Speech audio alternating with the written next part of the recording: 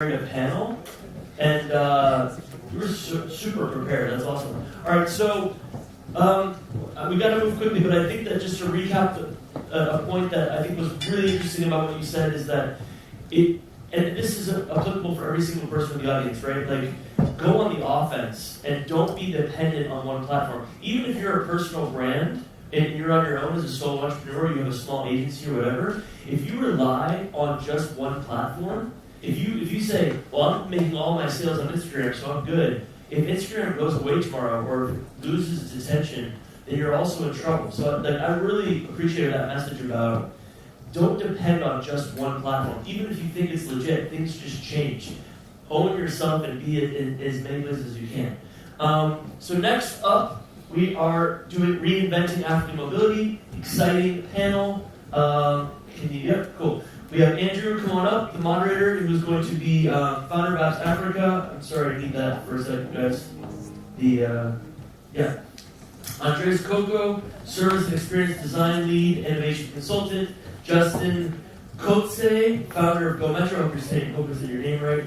And then Fabrizio Delage Paganini. Yes, that's right. That's right? All right, cool. Internet of Things, Gatekeeper, I love that. All right, so guys, give him a big round of applause. I'm selling an iPhone for €100. Who wants it? €100. Going once, going twice. Someone left their phone. I don't know who that is. Thanks, guys. Good morning. Very warm welcome. I'd like to welcome my panel, and we'll just quickly go around and introduce yourselves. My name is Andrew from Apps Africa. We are an African advisory and events company. We also run Africa Tech Summit London. I'd also like to say a very, very well done to Hawiya and Amin for the fantastic work they've done here. And no one really understands how much effort they've actually put in, so well done to them. So, our panel, would you like to introduce yourselves? Yes, hi everyone. My name is Andres Coco. I'm very pleased to be here. I traveled from Australia. I'm not Australian. I'm from the Netherlands.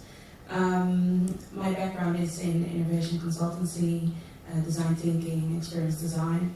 For people that are not familiar with these terms, it's around problem-solving thinking, basically. But rather than starting with, let's say, traditional consultancy, the facts and the figures, you start with the human, really empathizing with the users or the people you're trying to touch. Not just by quantitative data, but really doing behavioral design type of research, ethnographic research, and based on that, really defining what it is you're trying to solve for before starting to look into new concepts and come up with great solutions, all from a really collaborative perspective. So that's me. At the moment, I work for Transport New South Wales, which is, New South Wales is one of the states in Australia. I'm based in Sydney. And together with the government, we're looking into how we can improve the daily lives from a transport perspective for everyone, basically. So I'm Justin Kotze from Cape Town. We're a startup based out of Cape Town. We've raised about $1 million in venture funding to date.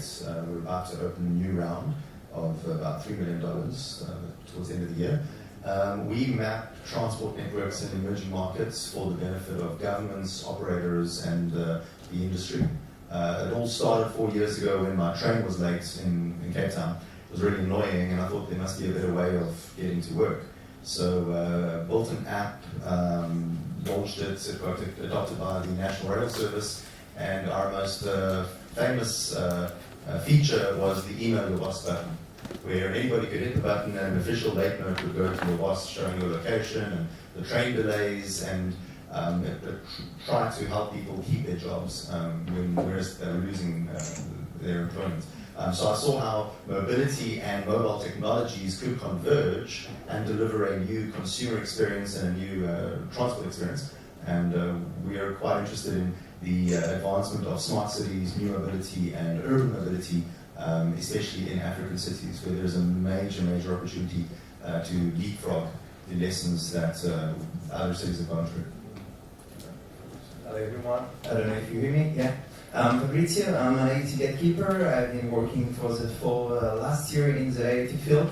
2 years in a consulting group, building ecosystem and business model for big groups and medium startup. And I will go on IoT sites today, as I will be relate to how we can monitor telco infrastructure, how we can build, sustainable cities and ecosystem on Africa on this. And last things, I know people connectivity in Africa, as I've been working for Sigfox, which is a low power wide area network, spreading the network in more than 25 countries. So I look to enjoy this time together. Guys, I'm sorry to interrupt you really quickly. I forgot to make a very important announcement. We are Twitter 360. So if you go onto the Afrobytes Twitter page, you can actually see what's happening in the 360-degree angle. And we're advertising live on Facebook. So please, if you guys are on Facebook, share with your communities that Afrobytes is now LIVE.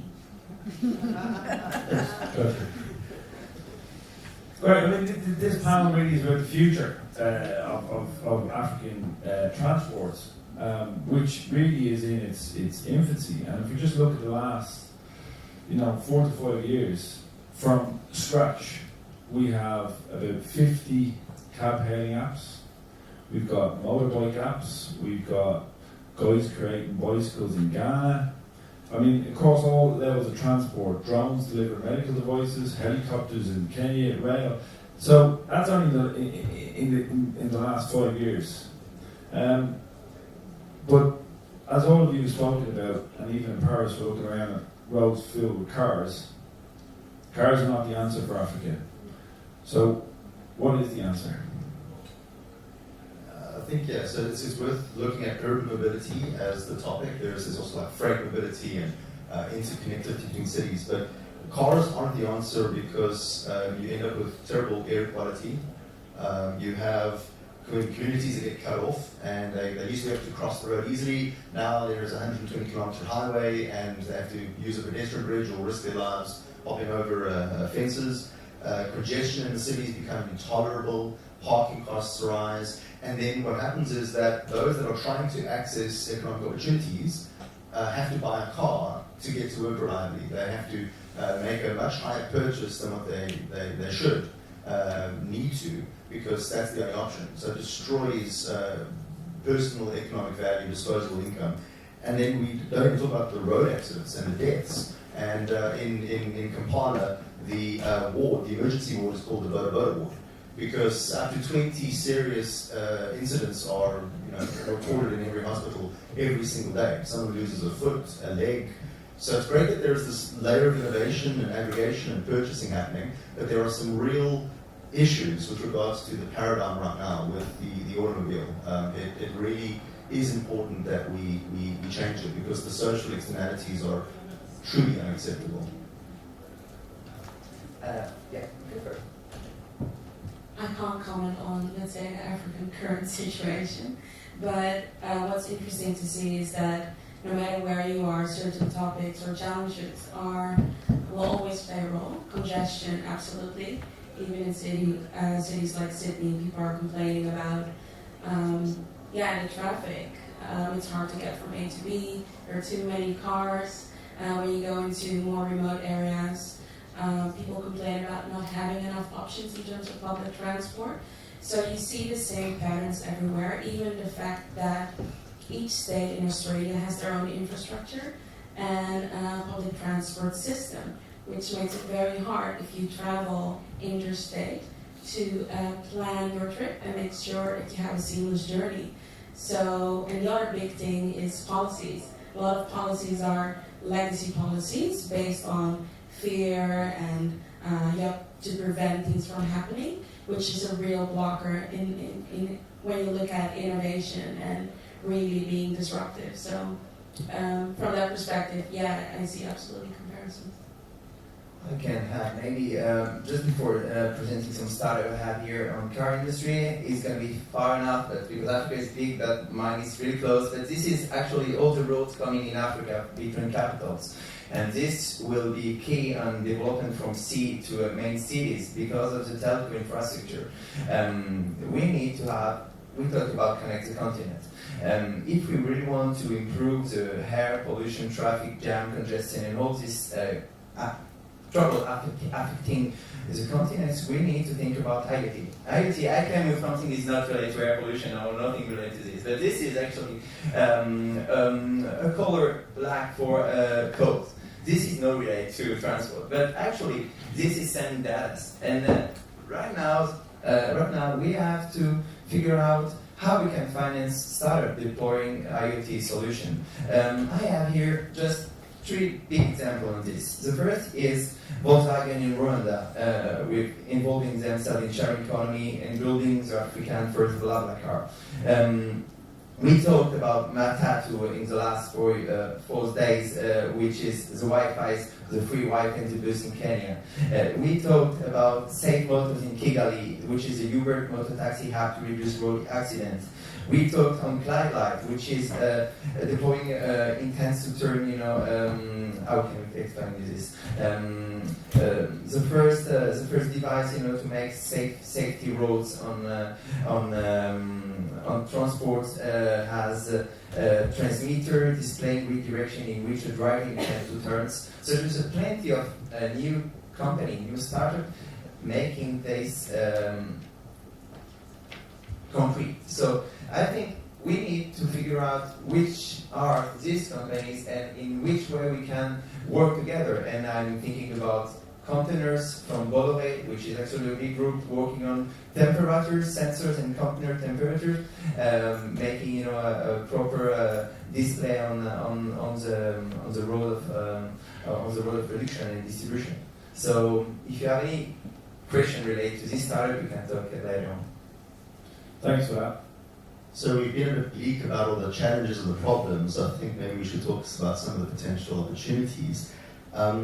Traditional bus and traditional train networks in African cities have their own difficulties to get implemented, to get political buy-in. Lack of subsidies mean that they end up ending, or that often you read case studies of bus systems in Africa, and then it goes, and then the buses just broke and no one fixed them. But we're sitting with a solution though, and that's work we've been doing in South Africa as an example, as a case study, where there's this amazingly vibrant entrepreneurial class of businesses that are moving people around more efficiently than government can. 65% of South Africa's public transport is 100% unsubsidized or 100% privatized, and that's the minibus taxi or the matatus. But again, there are amazing opportunities to do that. I don't know, I brought 3 pictures. I don't know if you can just show perhaps one of them to contextualize from the discussion. So this is a taxi rank in Rustenburg. You go to the front of the queue, you hop in a vehicle, it's 5 minutes walk, and off you go. It's less than €1, and you're quite happy. It's cheap, it's sustainable. But it's sometimes dangerous. There are power struggles between different factions. It's loosely regulated. It's difficult to fund, difficult to capitalize, difficult to improve. So what we're doing is, in the next slide, we're digitizing the network using a mobile application that then ends up with a really good representation of the network. And so the municipality can start saying, well, where should we be building stops? The businesses, these drivers, these minibus taxi drivers, can get a bit more efficient. And they can also go to banks and say, look, I'm making profit, I'm doing well, I have a rational business, loan me some more money so that I can buy a bigger vehicle or more vehicles, and let me grow my business. The message yesterday was government, get out the way. I think that with the right framework and the right policy and the right protections and regulations that are enforced, we are sitting with a solution. It's already moving African cities. It's already doing the movement. A bit more regulation, a bit more public awareness around safety and operating conditions, and a bit more capitalization, and we're halfway there. And so when you look at the result per vehicle, if you go to the last slide, as an example of the work that we're doing in South Africa, here you see one vehicle, one day, carrying 232 people, traveling 191 kilometers, operating for more than about 9.5 hours, but really servicing the needs of that community. And so we're sitting with a solution that, I think that yesterday I said, Africa's got resource, it's got the potential, it just needs a bit more organization. It just needs a little bit more planning and regulation, and we're almost there. And we certainly see that the informal market, the ability to upgrade the data sets, upgrade the technologies, there's a massive opportunity for IoT and for mobile technology to play a role in how African cities can move a bit more efficiently. If I can add on that, I really like your example. This is one of the topics we drew to one of the incubator rounds. And the funny thing was we were using Africa as a case study because the questionnaire was how might we improve, let's say, bus routes in more regional areas where people sometimes have to walk 30 minutes before they get to a bus stop. So it was around how can we introduce more flexibility, which you see in Africa, where people jump in a bus, say I live there, so can you adjust your route so I can get there, right? So the combination of those two things, that's basically ideal, where we now also offer a GPS tracking and being able to not just track the routes, but also do some analysis based on the actual routes to start with dynamic demand management, basically, for people to know where the route might head, and for us to understand how effective those routes are. And we talk about we talk about multimodal and sharing economy, but we just think about long-term investment. The thing is, building a device is not the most complicated things. To build an amount of massification of device, this will be the goal of everyone involved in telecom monitoring in mobile. We talk about mobile operators. We can take an example of road deployment and what the Chinese industry, private industry, with the tram in Addis Ababa. They have been building the first tram in Addis Ababa. So the thing is how they will be able to regulate the government of Ethiopia, the monitoring, the regulation of the standards behind this. And we need to think about long-term investment. And when we talk about IoT, in the majority of the case, when we talk about AgTech, for example, in Europe, we want to build a solution. We want to work with this ERP. We want to work with this farm management system. But did the agriculture really want to use it? This is something we need to think about. Technology out there. The thing is how the adopters will be really focusing on the use of this. And in transport chain value from supply chain logistics, we talk about asset tracking, facility management, connecting territories, is a long-term vision. So politics also, if here it's more related to business, need to be aware about how they can help on financing this. Yeah, I mean that's an interesting point. We talk about BlaBlaCar and we're used to all these car sharing services in Europe, but are we trying to just drop services in from the Western world that don't work? For example, I use a car sharing service. When I run out of petrol, I've got to find a specific garage to fill that car up. I do not fancy doing that in Lagos on the mainland bridge when I'm running out of fuel. I mean, are these services really going to work in some African cities, or are we actually trying to impose services that don't? And more importantly, how do we build the right services for African countries? So the model we've adopted is to look at starting from the baseline so that you don't have mass rejection. I'll give you an example. In Johannesburg, they implemented a smart card system for ticketing, for bus, for the BRT, the Rea Vaya. And in Europe, it's adopted. In North America, it's adopted. People like paying with a tap. In that bus system coming from Soweto to the Joburg CBD, the ridership halved in a week. Because they moved from paper tickets to smart cards. Didn't double, because now it's more convenient. It halved, because it's not as convenient as the cash that I was paying and the ticket that I got. Now I've got to tap, and how much did it take off? Was it enough? Now I've got to work out, well, are you cheating me? Yeah. What happened to my money? There's this whole rejection of the technology.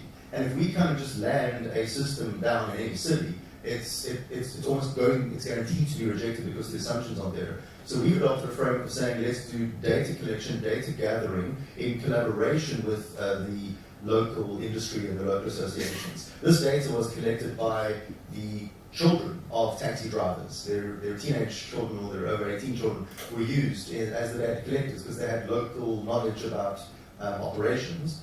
Convert that into information that becomes useful to different parties. So government wants to know a certain thing, and it's always about regulation and control. But the operator wants to know about profitability and operations, and the passenger wants to know about arrival times and when's my next taxi. And that different levels of information you can provide through appropriate localized platform. And then let's talk about transactions. And then let's talk about trust. And then let's talk about multimodal integration smart cards. But it's a journey. And you can't start at the wrong end because you will fail. You have to start at the right end, delivering incremental trust-based value that results in the transition that we're looking for. Just to build on that, yeah, I really agree with you by saying that finding that sweet spot in terms of innovation or adding value is finding that right balance between the desirability from a human perspective, the feasibility from a technology perspective, and then viability as in what's the business case and is this sustainable enough in terms of the long run. And yeah, by focusing on the human and the behavioral design that comes with it, you can start to imagine or see if something will work or not. Because the same things occurred when the Opal card was introduced, right? It's like, okay, I have other cards in my wallet, which might be different than in the South Pacific or in Africa. So I know how cards work, but why do I need to have an extra card? Why do I need to think about taking that card out of my wallet when I get out of a bus or a train by scanning it again just to walk out of the platform or the station? It makes my life more complicated, right? So what is that added value for me? How will you make my life easier by using that? So by focusing on the human and focusing on that whole end-to-end journey and everything that is, let's say, part of that journey from an infrastructure perspective, interaction, product, services, you can really build things that will have an effect. I will just say something more. We have in the US big companies, GAF as one. What we wait to have this in Africa also. I mean, we have a day-by-day life solution. You know, we talk about air pollution, traffic jam, blah. But did we really focus on how African will use it and probably find different way of use as we can know in Occident? The thing is, we really have to deal with tech up, Fab Labs. There is plenty, you know most of them, from East Coast, West Coast, South Africa also.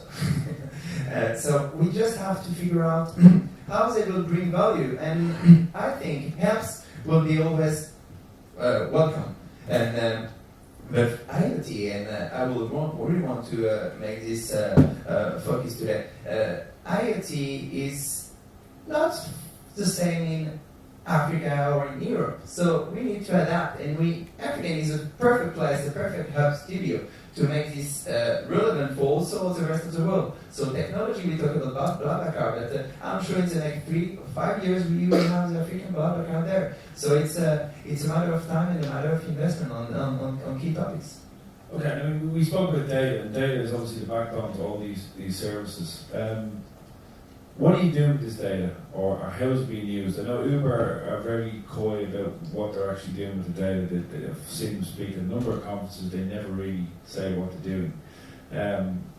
What are you doing with the data? Is it being used elsewhere? Now we heard from Ken yesterday from M-Survey, how they're layering data with coffee chains and M-Pesa and working out what people are actually doing and predicting transactions. And yeah, what's your thoughts on this and what are you doing with it?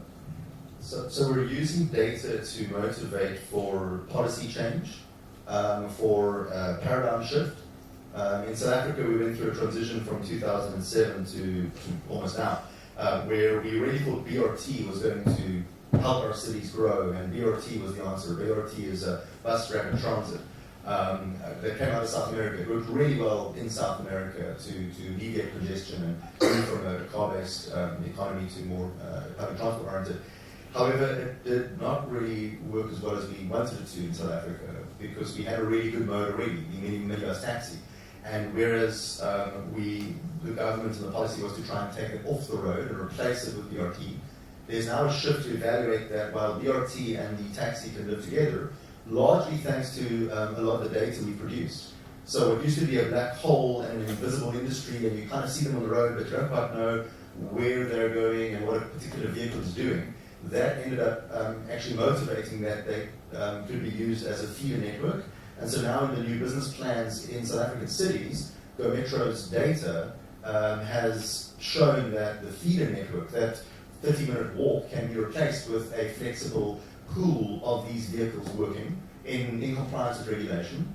For the operator and the owner, the benefit is that he now has a data set that he's starting to take, and a number of the participants in the study have taken this data to the banks and the vehicle finance houses to get better rates, better discounts, more capacity or more of a facility so that they can grow a business. So there's a direct impact on the SME sector, the biggest SME sector in Africa, through the use of this data.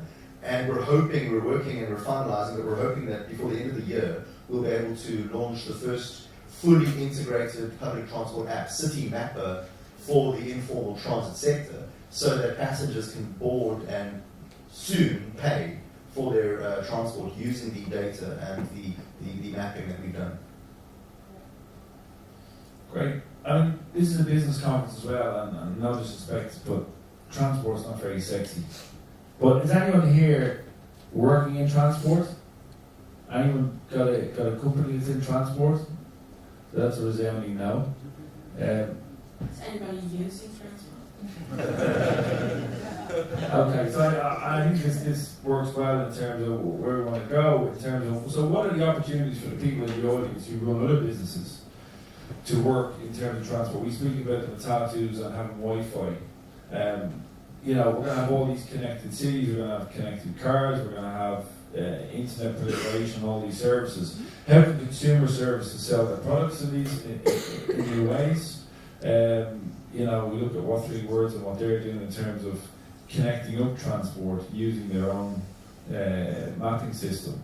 But for the people in the audience here, like in e-commerce, health, or other sectors, how do they work with like transport companies to integrate? Like Uber, for example, in Nigeria, now they're doing Uber Eats, and then they work with lots of other startups. Is there any opportunity? Is there any examples you have of companies that are using the transport sector to build a separate business? So, yeah, what I really like in Australia is that Transport New South Wales has an open data platform, so they really share their data to make sure that startups, third parties can tap into that data and see how they can add value to combining transport basically with their core business, not just from a technical or digital perspective, but combining different businesses. So that is something positive. I think as an end user, you're also, since we're all using transport, you're also able to influence that narrative, that conversation, by really sharing your needs, your thoughts in terms of how you want to utilize transport, not just from a, let's say, bus or train, tram perspective, but also from a first mile, last mile perspective, as in I want to use my bike or car sharing or all those aspects. So as a consumer or as a third party, we have a lot of influence actually to basically have a say in something that we all use on a daily basis. So. I probably had something in the transport industry, supply chain logistics. We talk about Bolloré on tracking a temperature on the container. We talk about, maybe I didn't mention it, on OCSOC, which is a medical blood bag, to transport blood in case of emergency. I think all the direction we will come is how we can make new business model on IoT, because someone like Bolloré, which is investing on sea Incoterms and making transport a reality for big industries, they will disrupt one day NZ will understand that using the power of Africa and making really concrete things for the population will be key on the end user portfolio. It's key that every big groups has this understanding of how as IoT will grow, and I think, just my opinion, and low-tech, low-cost solution will be what will make it relevant for the next coming years. Yeah, I think you rightly point out that everybody uses transport. So, we might have said to the business people here, how do you like 1 billion users in Africa, or the marketplace of 1 billion people? Well, there's 8 billion people that need to get around, that need to go to work, go to school, access opportunities, and so the opportunity to offer your existing consumers and your existing market or a new market a interesting new service, an interesting new implementation is quite fascinating. Yesterday, Porsche bought a transport planning software company for 300 million euros. The sports car maker bought a transport planning firm. There's new entrants entering the space all the time. And transport is really, as cities become the engines of economies, transport becomes the arteries, the veins, the circulation system. And so transport and mobility will touch land use and real estate. It'll touch retail and commercial space. It'll touch transactions and financing. It'll touch deliveries, logistics. The biggest problem right now, in New York or Chicago or wherever is all the Amazon deliveries arriving at the same apartment block and the stack of deliveries. So there are new solutions that will have to be found. And so if you don't get transport right, you minimize growth, you minimize economic activity, and it's a real hamper on business operations. Okay, just focus on you. Well, you've founded a transport startup in Africa. How difficult was it to raise money for that? And is there a lot of money flowing into the sector in terms of, Uber obviously get the headlines in terms of what they're raising, but for the smaller guys, yeah, so how difficult is it or easier? Yeah, it was really hard a few years ago, before mobility got sexy. Transport is sexy. It's a sexy sector right now because everyone's talking about electric, solar, autonomous, and getting really excited. We raised all our money from local seed funds in South Africa because we had a plan and a vision and we could get to profitability quickly, which is important in an African setting. What we're finding is that it set us up really well. So I've been moving around over the last few weeks in London, here in Paris, and talking to investors on this side. And what we find is that we've got a really good business, a really great, solid, operating, profitable business, which investors here find very interesting. And so the round that we're opening up very soon, I think will be quite quick to close. Because it's a growing market, it's a growing space, a growing sector, and we've got a proven track record. So for the companies that can do it, the market is really, the timing is good. And where do you guys see this all going? So we spoke about the last 5 years, what's going on. If you look 5 years from now, what do you see as the big game changers in transport in Africa, apart from obviously you? It's always related to the same one I was just saying before. It's really small, but this is Africa highway and roads coming on the next 4 years. So every capital will be more connected, and this will accelerate telco, deployment, and this will accelerate IoT deployment. So my answer will be invest on highway and roads and make mobility key for Africa. I think there's a big change coming. So start like the one we have here, probably be a key successful tomorrow in Africa. I think what I'm excited about personally is there's this factory that's opened up in Cape Town, which is Africa's first electric bus factory. And I think that electric buses, and not necessarily 40-seater, but smaller, are going to be very important going forward.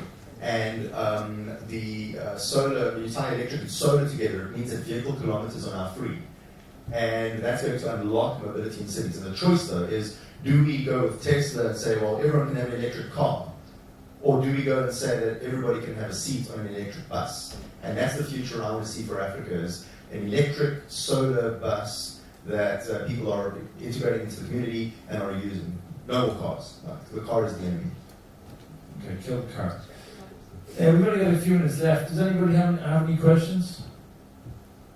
Yes, gentleman at the front.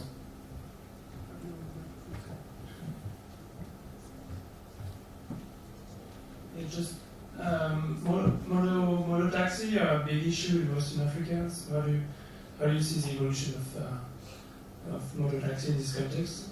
Because it's created a lot of pollution. I mean, this is not a problem for government because a lot of people are coming from the rural area to drive motorbikes. And it's source of employment. And if you just cut the system, like you will create like huge unemployment in the country. So how can you see like the transition from motorbikes to like maybe this solo minibus? Well, you can't take jobs away from the African economy, and you can't come with a more efficient mode and destroy jobs, because that's just not politically acceptable. So we have to come up with a solution that gives those drivers a better opportunity. If you provide a better opportunity, they will all shift to that opportunity. And so it's about policy, regulation, enforcement coming into play, but then technology and new systems having a strong enough offer that those drivers do move across. But isn't that one of the key points about the disruption of this technology, is that it will kill jobs? If you look at IoT and what that's going to do, if you go to Cape Town, you pay for your parking, you pay going on the street. I often ask, why don't they just put in parking meters, and if they do, they will make a lot of people unemployed. How can this new revolution in transport actually employ more people? Because ultimately, in every other sector, technology is taking away jobs. So I wonder, is it possible? I don't know if you've. Maybe it's a tough question to answer, really, and not yours to answer. But here you go. So I think that cars take away jobs, because if I'm driving my own car, I don't need a driver, I don't need a ticket collector, I don't need... Uber creates jobs. Well, it depends what type of job. That's for debate, whether it's a true job or whether it's just a contract.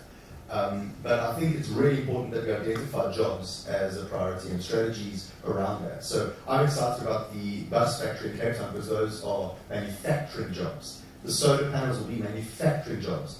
And the opportunity is to manufacture the hardware and the technology out of Africa, create quality manufacturing jobs, and we don't have to have massive job displacement.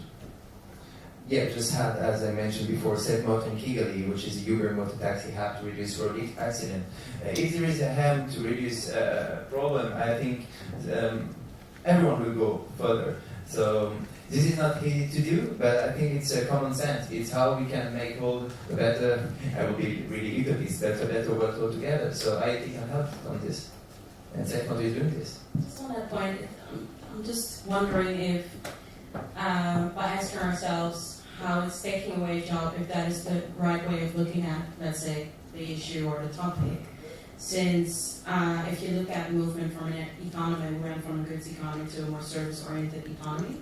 So what is the next revolution? Yeah, we're not able to answer that question, right? So it might take away jobs for now, but I'm almost certain that it will create other jobs, and we might not be able to predict what those type of jobs are. But I'm convinced that it will create jobs, or at least opportunities for people to earn a living and be able to sustain in the things they need. Great. Are we done for time? You have 1 more minute. 1 more minute. Okay, I'm going to give you all $5 million. What would you invest in tomorrow in transport in Africa, or for the future of transport? I know it's a difficult one for you because you're from Sydney, but where would you put your foot? Apart from your company, you can't say your own company. Yeah, I would say Go Metro. And I think it's really important to invest in data and data collection, data planning. Open data is really important. We can't have data in proprietary APIs and proprietary systems, and you have it all locked away. And there are some movements in Africa in terms of being a bit of a land grab. So investing in truly open data standards is really important for African cities. Yeah, without knowing all the ins and outs of Africa, I would still say focusing on customer interface technology. People are getting so much more demanding, and their expectations are increasing. So by focusing on translating you and their needs and their preferences into digital interfaces that will then be backed up by open data, smart technology, great infrastructure, but it needs to have the right balance. My starting point should be, this needs to offer me what I need, rather than this is tech, how will it work for me? If you give me money for this, I will probably invest on the food value chain from farm to fork, because there is so many food security education involved in this, making the farmers, the key players on the changement, and really building low tech and low cost frugality, not just talking about sensors we will never use. So this is building a marketplace on a food value chain. Yeah. Right, well, thank you. If you can give the guys a really warm round of applause.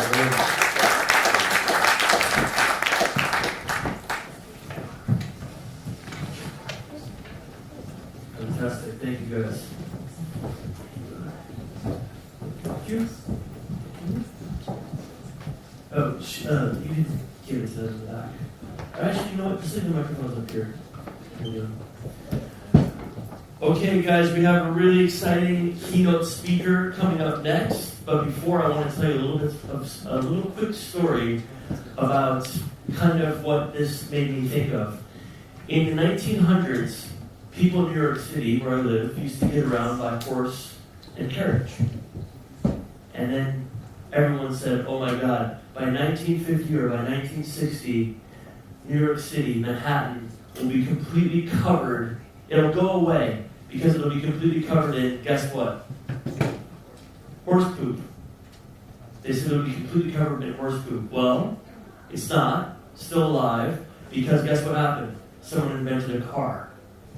And that's how we got around. So there's constantly re-innovation and revitalization of ideas. So like the panel was saying, we don't even know what's next, but it's exciting. So next, I would like to welcome our keynote speaker that's going to be speaking to us about impact using open source in Africa, in an African tech ecosystem. So please welcome to the stage. Oh, we have two. Fantastic.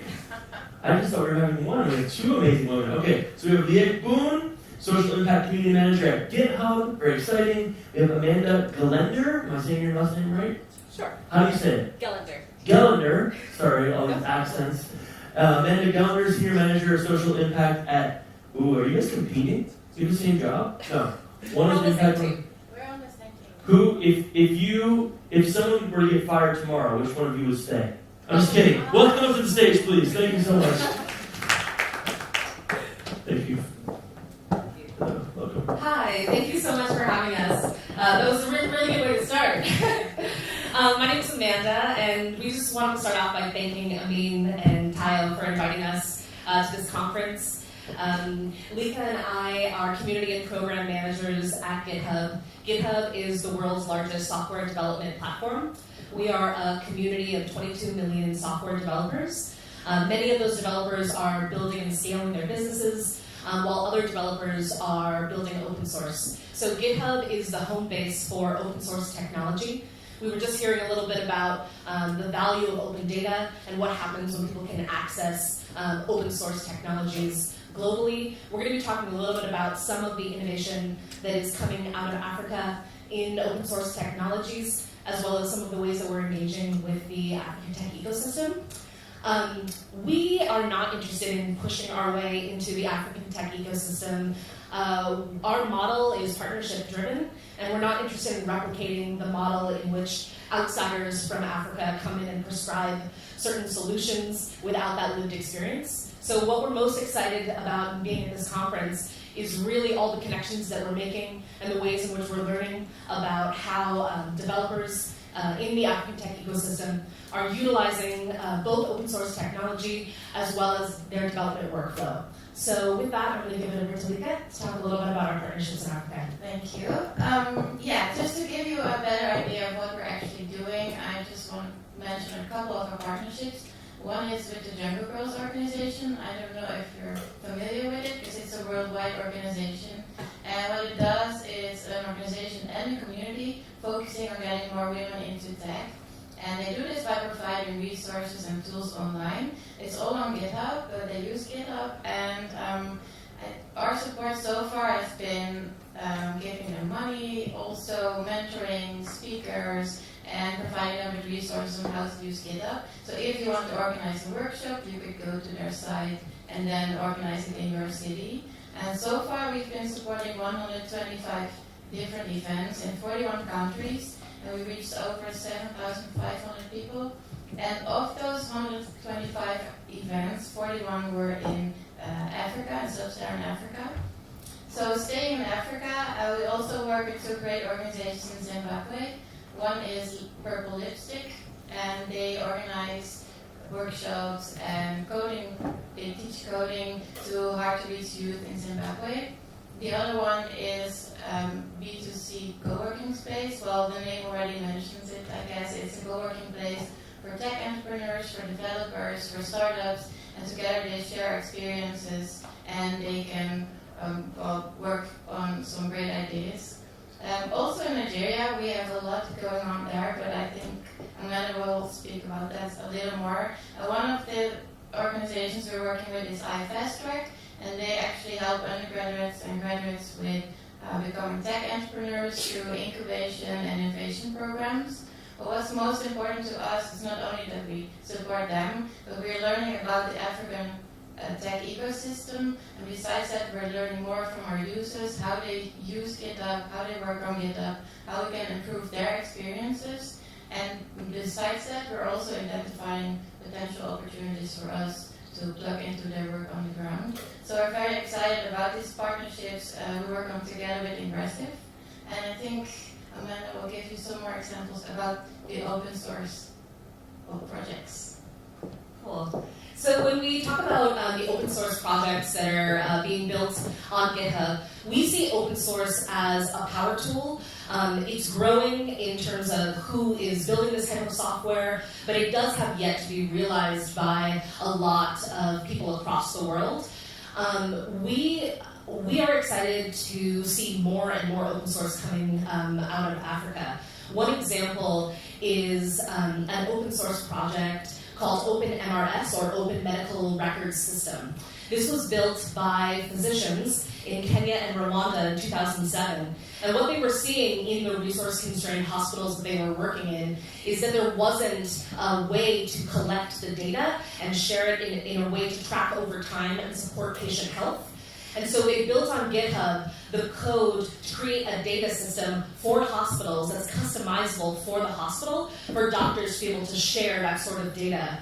It has now been implemented in over 40 countries and nationally implemented in 5 or 6 countries. And it's used in 6 continents around the world, and it continues to be hacked on and bugs are fixed on it all the time on GitHub. So it's an ongoing project.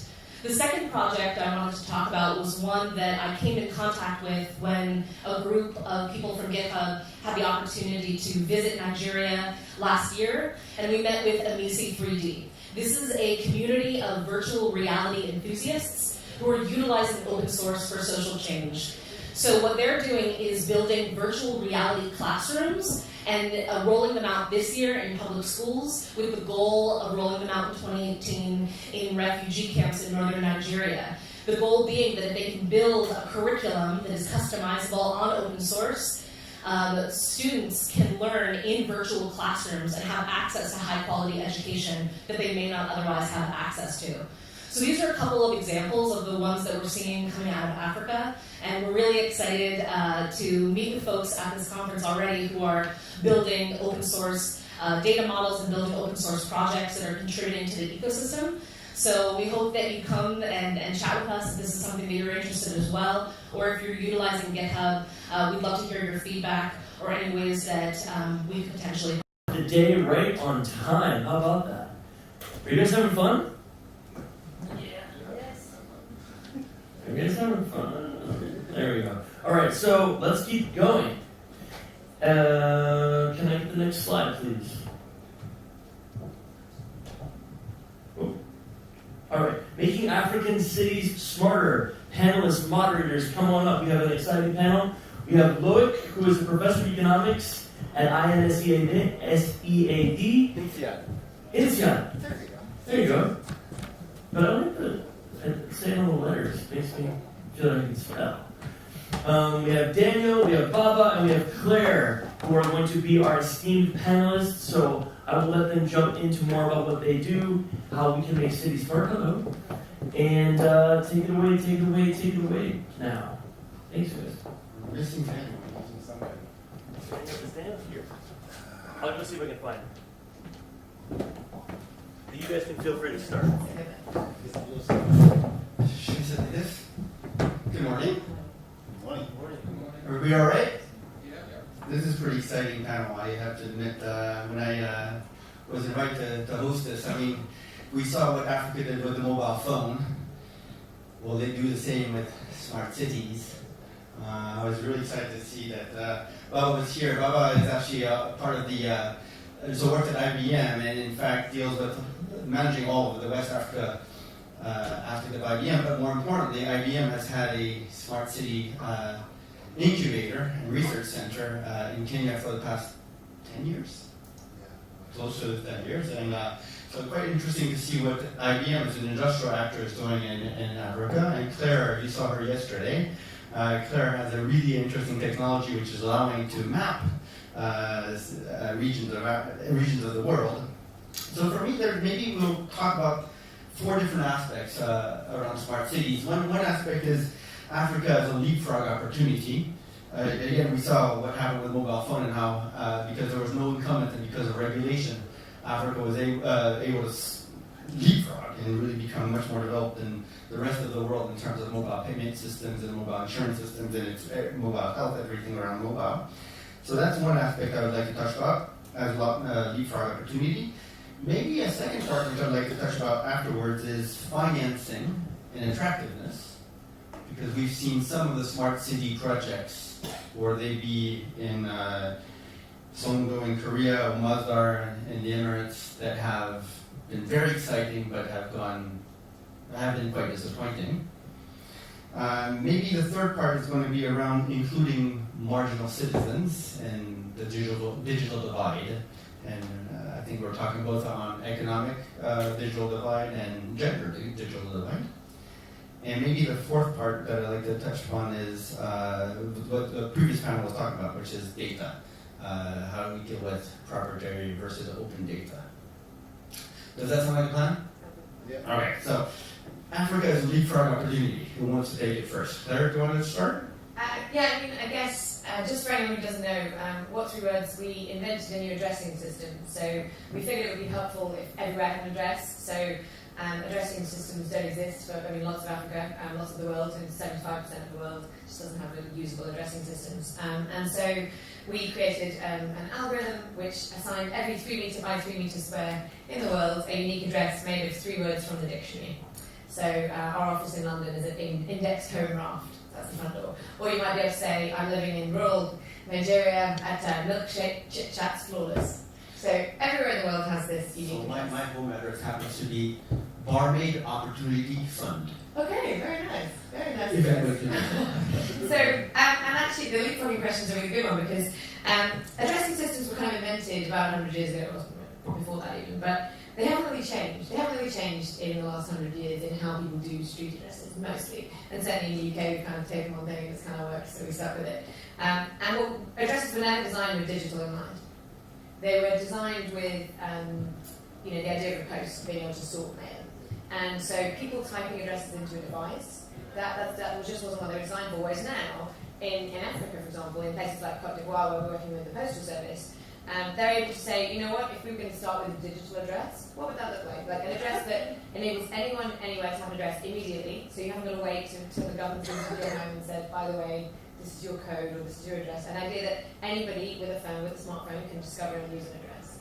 So that's been fascinating to see how African countries working with us. I mean, they've been really open. They've been really willing to basically think outside the box with addresses and to say, yeah, what do I need an address to do? I need it to get people emergency help, and I need to be able to order stuff online. I want to be part of the formal economy. I want to register to vote. All those things that you use an address for, they've been able to, because they're starting from scratch, because they often just don't have addressing systems that work. They're able to start from scratch and say, yep, we'll use new technology. So it's been a really interesting experience. Good. Yeah, let me just put things in perspective. Let me introduce myself for a second. Because, I'm Baba Zuligi, and I was born and raised in Africa. in Senegal more specifically. And I spent the last 30 years working across the world. I've been spending time in South Africa for 5 years. I did work in the United States, in Paris, in Spain. Currently I'm based in Morocco and running the IBM business for French-speaking Africa. Now, when we talk about the smarter cities, let's just put things in perspective. There's a couple of things that are happening in the market right now. One is that I was delighted to hear people talking about IoT, Internet of Things. You can see that today everything is instrumented. The world is instrumented. You can connect almost anything to anything. People tend to say there is, let's say, something like 3 billion devices around the world, going very quickly to 6 billion devices around the world. The second is that things are becoming more and more intelligent. Intelligent means that the data will provide you enough analytics to get more insight on the decision that you make. Okay? And the last but not least, then things get interactive and connected. All the processes, you cannot disconnect health from police, from security, from everything else. So with that in mind, I think that the challenge we have in Africa is that I was reading a report early on saying that probably in 2001, in about 50 years from now, we may be a continent not of 1 billion people, but 2 or 3 billion people. Okay, so that's amazing. I think it will change everything. Our transportation system, our healthcare system, our education system, our social connecting system, everything will change. Energy, waste. Yeah, exactly. And at the same time, I think that technology is one of the, let's say, fast track, not easy, but fast track that will change our approach to that. So if I may push a little bit on this, because you talk about the opportunity, you talk about the need. You guys at IBM, so big industrial actor, which has transformed it from its traditional business to now its data business. What is the research that you guys are doing, and what are you kind of developing right now around serving those needs? I think if you look at the way the IT has evolved over the years, we moved from automating, accelerating processes. I would say today we're more into making life easier. And you can have many examples of how we make one of the last things that we invested in is cognitive systems, artificial intelligence.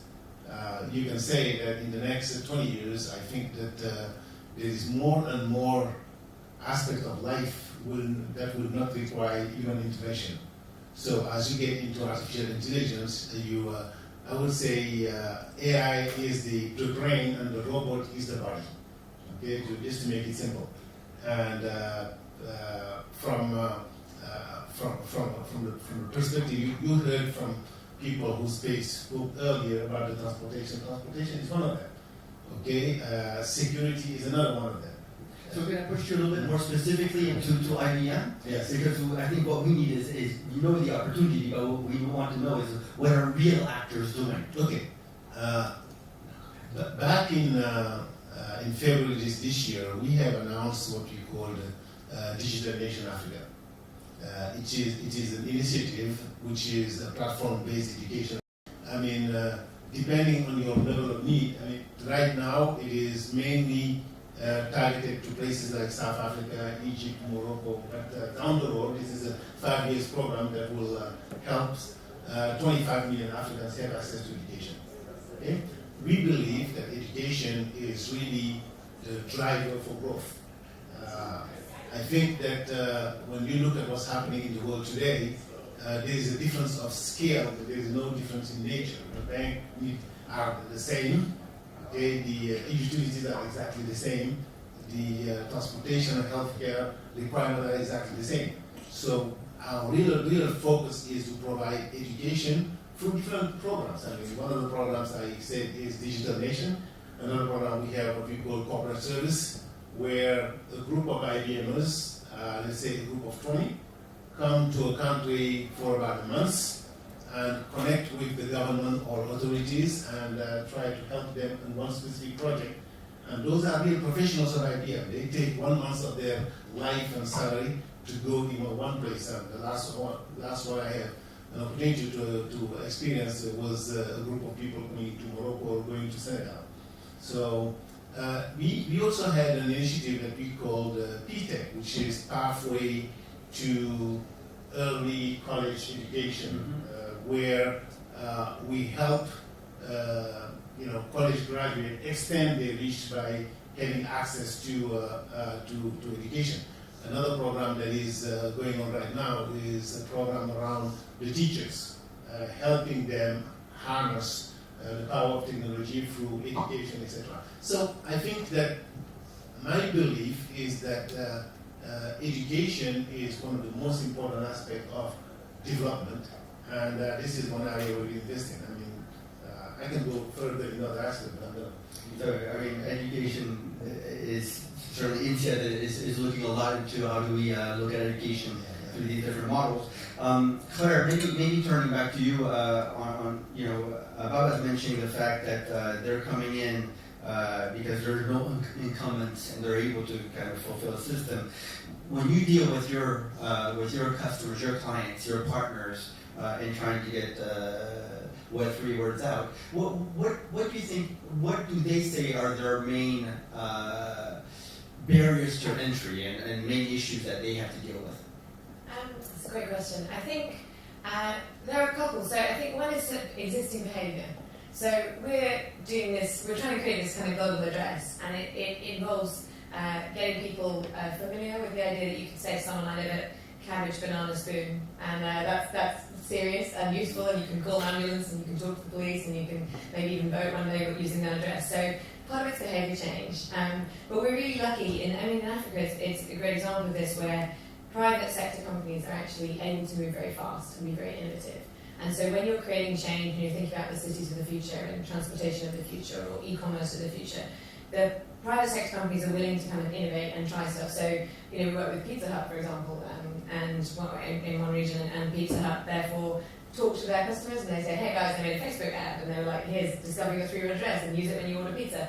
And so I think private sector companies are a really important part of this change. And so for us, we're trying to create this fit for purpose new addressing system that works for a world where you've got autonomous vehicles and drones and human beings communicating with machines. But in order to get there, it's not just about kind of working with governments and working with regulation. It's about working with those people in the private sector, the entrepreneurs, the big e-commerce players who are able to innovate and move faster. So one very, very good point, and one of the aspects, interesting that regulation doesn't seem to be a big issue for you guys, because as soon as you touch education or health or anything that deals with data, the regulatory authorities come in very, very strongly. How has your interaction with the regulatory authorities been, and are they quite open to new models of open data? I mean, I think you're on a very valid point. I think some aspects are more cultural than real. Let me just give you an example. The moment you start talking about cloud, one of the first reactions is, we want our sovereign cloud. The data, there's no way that we're going to store our sensitive data outside the country. Okay? But most of the people don't know that 80% of their data is already outside the country. Okay? So the good news is that you look at every government now, there is a young generation of, let me put it this way, in an administration you have two types of people. You have the political guys, and you have, let's say, the guys, the professionals. The moment you start dealing with the professionals, the guys that have a good understanding, then you start getting some insight, you start getting some traction, you start getting some interest. And I think that, yes, there is always a process, an internal process for certifying a couple of things that require good communication, but I think the barriers are more cultural than regulatory. The moment you have access to the right people, I think that in any project, you got to find somebody who is your sponsor and who's a driver. And in most of the government I'm dealing with right now, I think that the IT is more or less linked to the prime minister or linked to the presidency. So that's really a fast track to being heard on some of the things that where they believe that there is value to get into. So yes, I mean there are barriers of entry in terms of regulation, but at the same time, the good thing about dealing with cities and government is that unlike banks and telco companies, they don't compete per se. Okay, what I mean by that is that a good best practice in one country can be easily replicated in the other side. If you come to Senegal and you tell them, I'm doing this for Morocco, and these are the things that they do, or I'm doing this for Cote d'Ivoire, I'm doing this for Kenya, talk to them and tell them, those guys, one way or the other, they connected to some communication with some organization. You take customs, they're all connected. You take the police department, they're all connected. You take foreign affairs, they're all connected. The moment you're successful in implementing something in one administration or one city, I think the entry becomes really much easier. The real question is that I think that in any country today, people want fast payback of their investment, and this is the challenge. You just have to make sure that you have few quick wins that show visibility of your progress, and then get to the next. But there's no way that any government will answer like, I'm going to put the money today, and we'll see it in 3 years from now, or something like that. And I think one of the great things about working in particular regions of Africa is that it's not just about best practice kind of within one government. Yeah. There's very much this idea of wanting to work together. So with us, working with Cote d'Ivoire as our first African country was amazing, because it's meant that actually a lot of other countries in that region have looked to them and said, how can we learn from what you've done and talk to us? And it's been amazing for us because they've become kind of advocates and partners with us about trying to get this out there. And there's this idea of kind of sharing and collaboration, because they're not competing. So it's an amazing opportunity for countries to learn from each other, particularly regionally where they feel connected and they feel that they have this kind of common understanding. Or maybe when they'll collaborate on visas too. But it's so interesting because when you guys are talking, what's going through my mind is interconnectivity of data. Right, and this is one of the big aspects. You talk about sovereign clouds. You talk about different aspects around regulation. What have you seen, maybe Claire, when you are talking to different governments on sharing databases on connectivity, and then the link between four-spoon plate and cabbage, carrot, mushroom, you need a road to go between those, and so how do you deal with those issues? Yeah, so I think the key thing with all of these smart city technologies is their kind of accessibility. So making sure that they are open. And so in our case, we've got an API, which basically means you have a map, you have an app. If you're a postal service and you use any kind of device, you can build it in. So I think that's the really important thing, is when you're creating new technologies, you're making sure that they can talk to all the other new technologies, and they can communicate with each other, and they can kind of work together. And certainly, as governments look at kind of making open address databases, there's a lot of moves by governments all over the world to do more with this and share data, particularly around those kind of things. And I think one of the things that we've seen as well is this willingness to bring people along. So in South Africa, actually, we're working. There's a project there, and although you've got these incredible new technologies, and ours is a smartphone-based technology. The problem with that is if you don't have a smartphone, it's still really useful if you have an address. But because we've created the technology so it doesn't change, so if I live at Applebaum Spoon, that's not changing. Unless I move house, it's not changing. And what that means is that people who are doing other projects, so for example, we work with a health-related NGO there, and they actually do home visits anyway. And one of the things they now do when they home visit is give a sticker or a piece of paper or a sign with an address on. And so even if the person living there doesn't have a smartphone, they still have a way to access this system. So they can read, they can phone the ambulance and they can read those 3 words off that piece of paper. I think the doctor says put it in your Bible so you won't lose it. That's what he says to them when he gives it to them. So the idea is it's not just thinking about how the kind of the devices are connected and how you kind of link them all together. It's also about thinking about how you include other people in that. So it's making sure we're bridging that. You mentioned at the beginning that digital divide as well. One of the aspects you mentioned open to APIs, and Baba, you talked about cultural transformation. Just very recently, we were doing a program with a big bank, and when we start talking about open APIs internally, they start freezing up. How do you deal within IBM, so IBM being an extremely large company, and you try to push IBM to do innovative stuff, opening data, opening technology in order to discover new uses. How does that fit culturally within IBM? I think that, first of all, many years back, we have decided we no longer a proprietary platform. I mean, I think that openness has been one of the mottos of IBM since now, I think 1992, when Lou Gerstner came in the organization. I think one of these great line was to say, for the first time, a customer is running this company, versus pre-Gerstner, where everything has to be blue.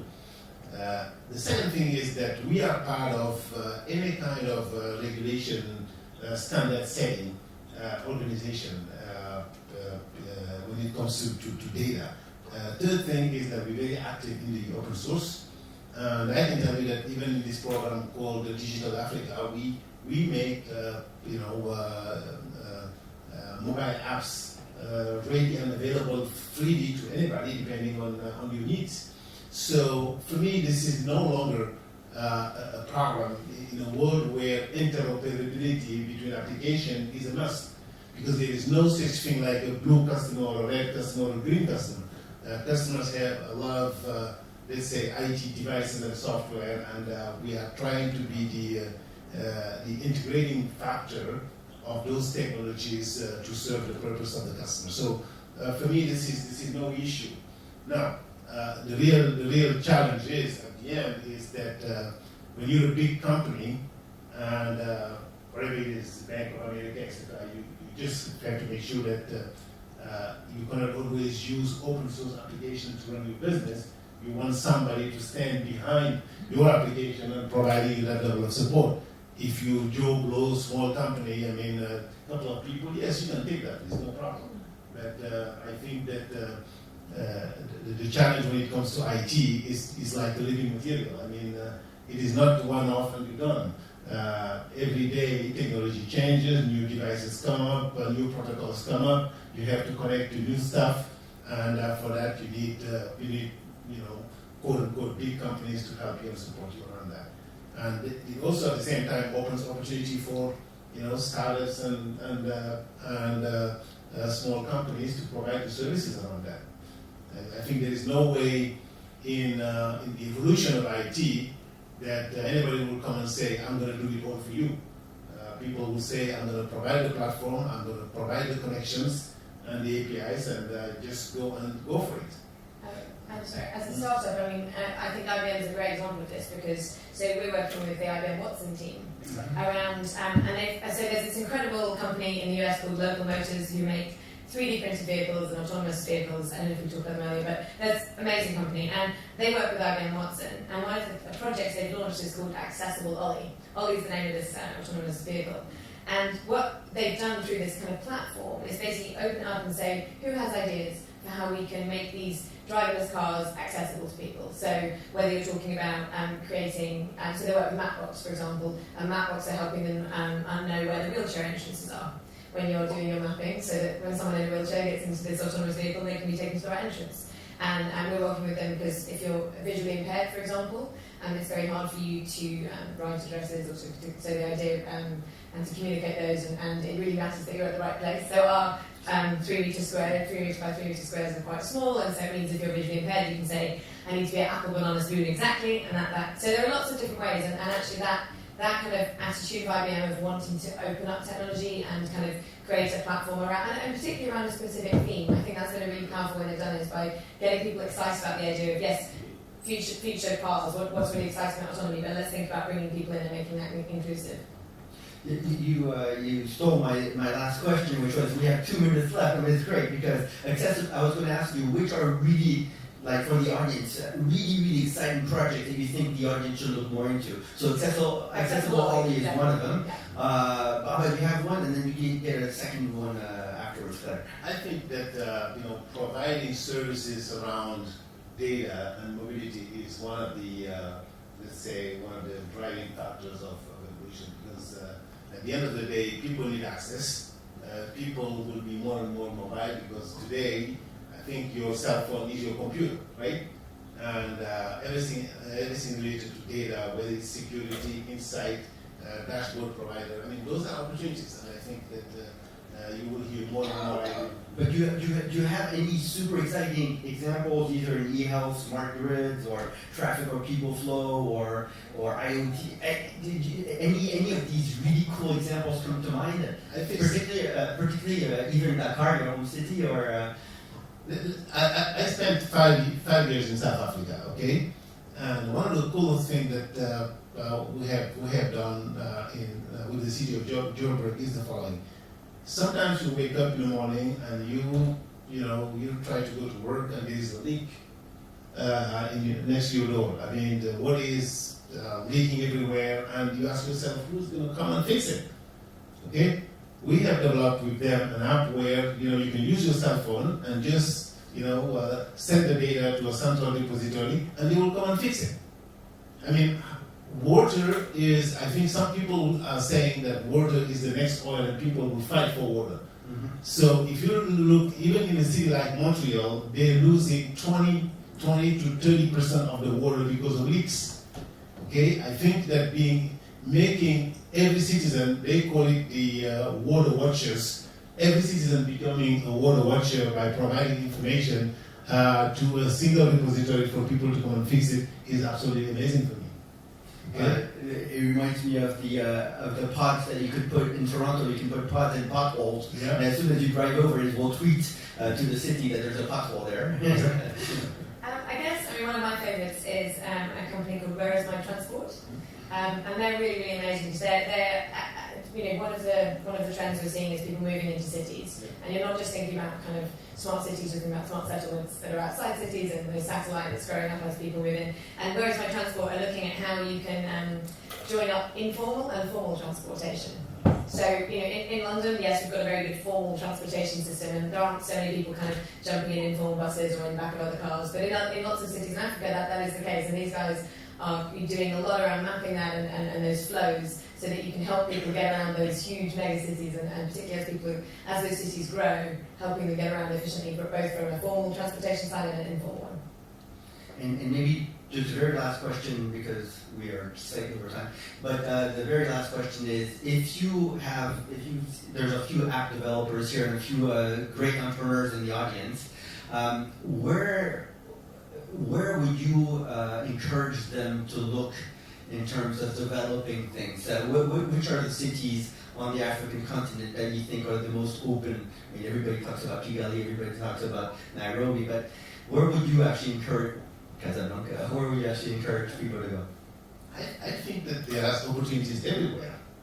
I mean, pick any city. I mean, the whole question is that how connected are you, and what is the country agenda? I mean, you take the example of Senegal, my home country. They have what they call Senegal Emergent, which is an agenda of where they want to take the country in 2025. You go to Tunisia, we're talking about Tunisia 2020. You go to Morocco. I think every country have an agenda for the next strategic period of 5 to 10 years. I think that once you piggyback on those strategic direction, I'm sure that you'll find you'll find your spot. Do something. Be focused. I think focus is absolutely important. We have too many people trying to do everything. We believe that focus is absolutely important. Make your pick. Is it mobility? Is it security? Is it cloud? Is it data insight? Whatever it is, but get focused. I think that would be my advice. Claire? Yeah, I think I agree. Certainly, our experience has not been that there's a particular part of the continent where people are more open.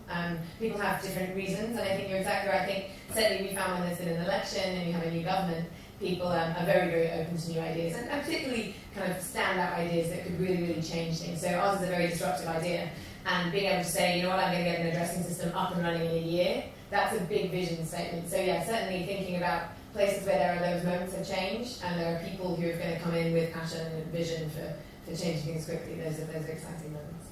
Super. Thank you very much, both of you. Thank you. love that. Did we lose our moderator?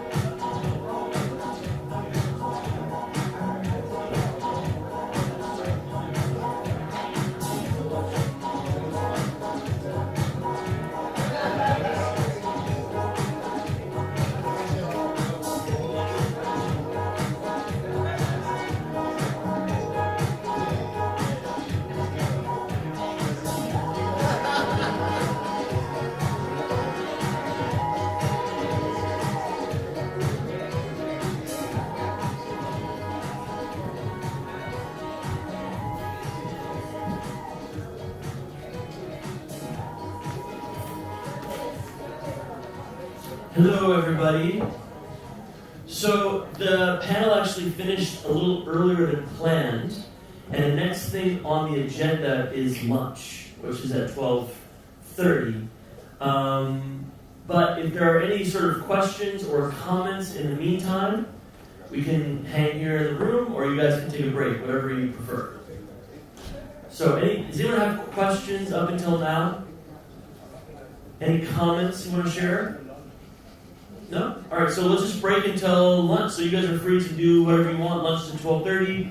Well, actually, lunch is now, and then the next event that we have will be at 1:30 here.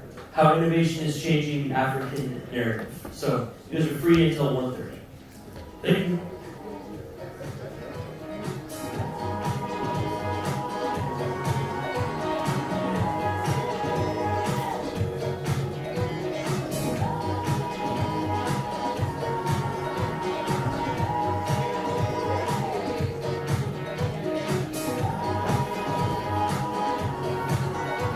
You guys good?